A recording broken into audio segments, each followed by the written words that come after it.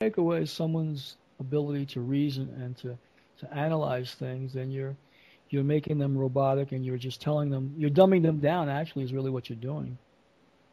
Take the creativity away.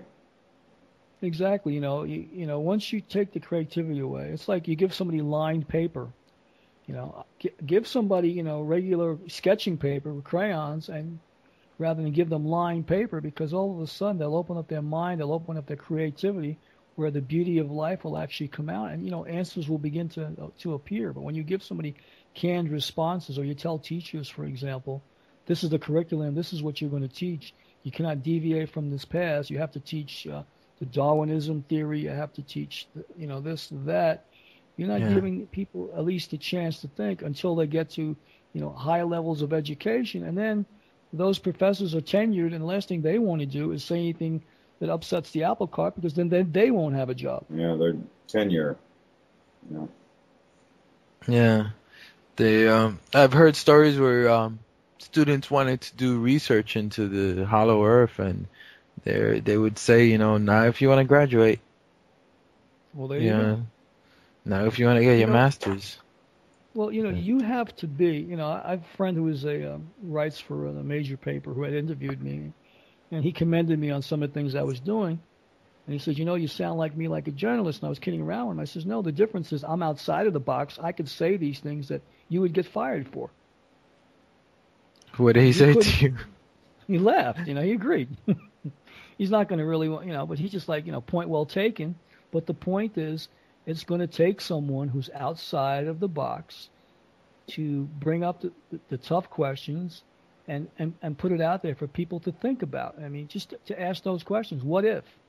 The possibility.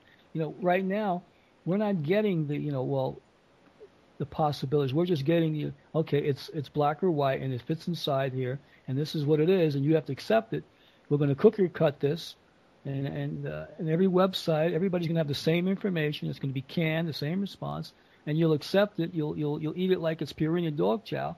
Well, you know what? That's not what people need. People need to be given a lot of different, avenues to go down to be able to make, reasonable, assessments and judgments based on the information. And, if you suppress the information, it makes it difficult.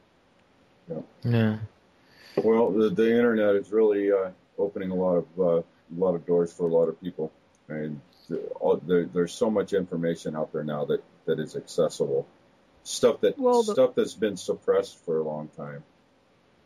But also, too, you got to remember, just like you have the National Enquirer, you have people that can tweak the truth, and all of a sudden what might sound like it's, really, really good might be just a disinformation group putting stuff out there just to throw you off, the track. Absolutely. You definitely have to have your discernment mechanism going at all times. Well, you got to look at stuff. Yeah. Get Ramon. Yeah. And I was going to say, there's a saying I love saying, which is, if I have a room and I have an inch of gold in that room, and then I cover it with 6 inches of crap, nobody's going to stick their hand in there to look for the gold. So it's the same thing. You wrap the truth with lies, so you don't even know what's true and what's a lie. Well, that's very true. Hitler once said, the bigger the lie, the easier to believe. Yeah. So, we've got some major stuff that's happened in this country recently, in the last decade, that defies common sense, but it is, put out there in a way that it is so unbelievable that people say, all right, I give up, I'll accept it. Yeah. Yeah. Yeah. That or they're so brainwashed by the square tube in the living room that they believe everything that comes out of that thing. Well, and that's all controlled. So. Well, if you want to tune in, we started this hour talking about spirituality. In order to tune in, you must tune out from all these distractions, we'll call them, that tell you how to think, what to do, when to do it, how to say it.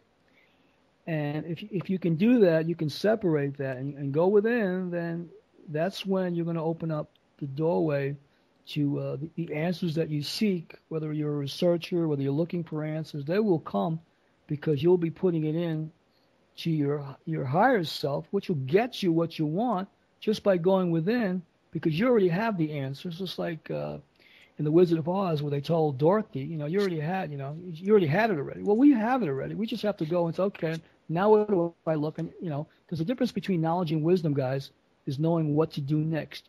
You need to know what the process is. Once you establish the process, you can then control the process, because you're the screenwriter. This is the drama of your life. You're the director, producer.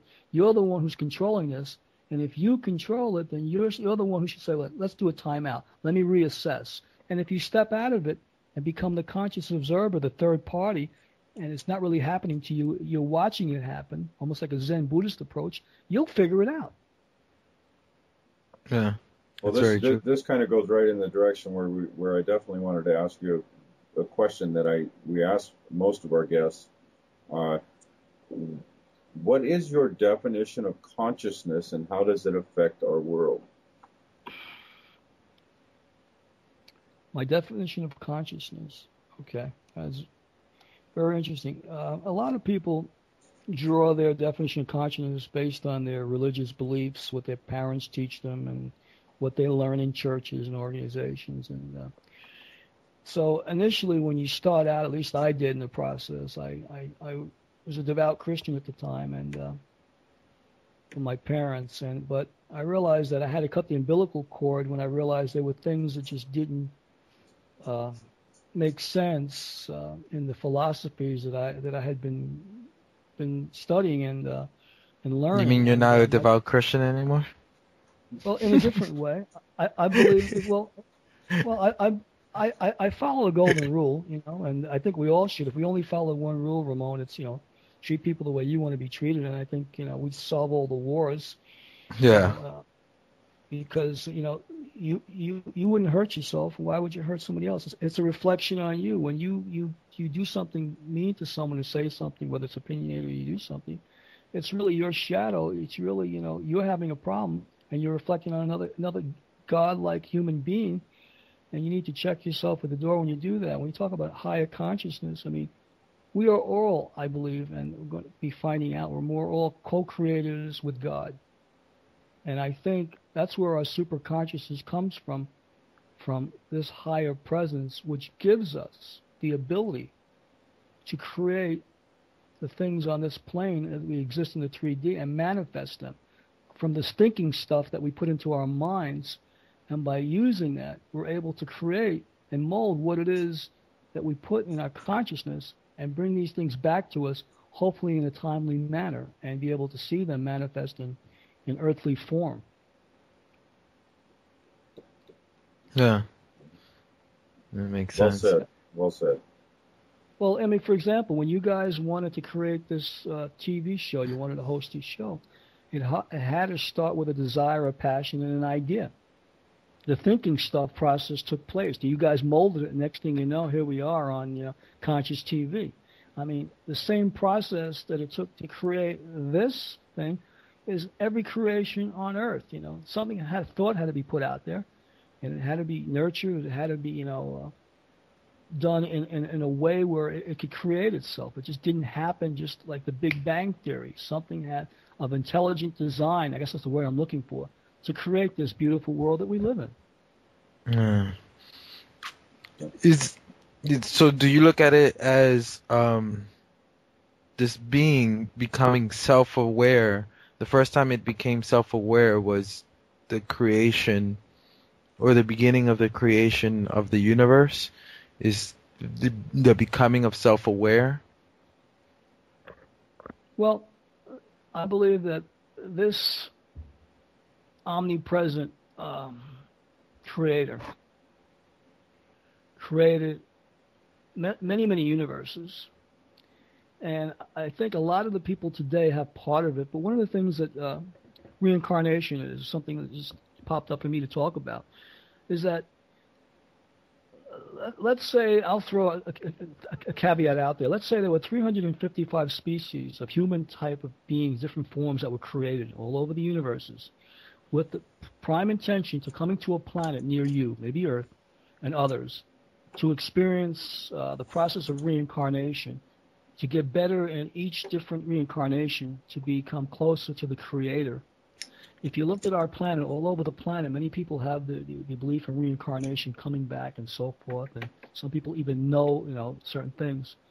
But if this is true in this process, and this is what the Creator had intended, then this 2012 thing coming up with the elevation of this planet to ascend might show people on this planet who are doing their spiritual work that there is a higher order that is going to take you to a higher elevation of spirituality in your next incarnation, which might take you to a different planet, maybe not Earth, somewhere else, a solar system near you, so to speak, to begin the process all over again. There's a lot of cyclicity on this planet, a lot of cycles that are happening, and things that are just starting to be understood.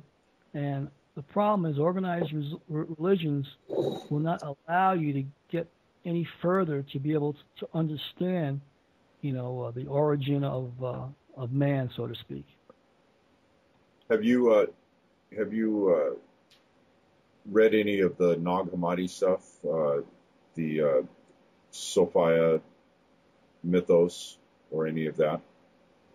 No, I have not. No. There's some very interesting creation mythologies. This is all from the Gnostic stuff, the Essenes, the mystery school stuff, pre-Judeo-Christian mythologies. There's some very, very enlightening material there. Well, as people are starting to discover, our civilization might have been designed in a test tube and experiment, and there was a higher intelligence that was responsible for the creation of man as we know it on this planet. And as people realize that and accept that, they'll realize that, that even these people who were the creators of in our DNA, so to speak, are not God. They just tampered with things that they shouldn't have tampered with, so to speak. But there's a creator who's overseeing all of that. But there are other civilizations. I mean, to think that we're the only human form in this vast galaxy, it would be asinine. That we're the only life on this planet. I mean, we talked about UFOs and stuff, but I've heard other people say that possibly it could be our future coming back here, whatever, time travel, whatever. And then with the planets being as far away as they are, unless you were able to warp time, to go through a wormhole or instantaneously, it would be very difficult to travel, because we can only travel, we can't do the speed of light. It's like millions of years or hundreds of years just to get from planet A to planet B. So you got to realize that what our conventional linear thinking has forced us to do is forced us not to be able to see that, there are other things that could be happening where, you can bend things, you can shape things, that it's not like you have quantum physics now where they're explaining things of that nature, the possibility of it, the string theory. So these are things that are just coming to light that have been around for thousands of years. And, to think that we're, this civilization, modern man, if you ask the Native American, we're the seventh generation, the seventh civilization that's cropped up. The other six have figured out a way how to blow up themselves, so you can look for evidence all over the world and different, oral stories or history. If you go to the Veda teachings in India, you can look at, how that civilization arrived, and you realize that, a lot of them show, ancient chariots, spacecrafts. They show, people that possibly had spacesuits on. So, and then they talk about, even the stories in the Bible that talks about, Adam, the Cain and Abel, the two brothers, and it's pretty much a parable for Enkidu and Enlil, who were Anunnakis, who, created the test tube human, and it didn't happen. It took many tribes before, a successful species was created. And if you think about the missing link guys, I mean, they can't, they can't talk. There is none, because there was never one to begin with. How do you have a Cro-Magnon man and Neanderthal man, on the planet at the same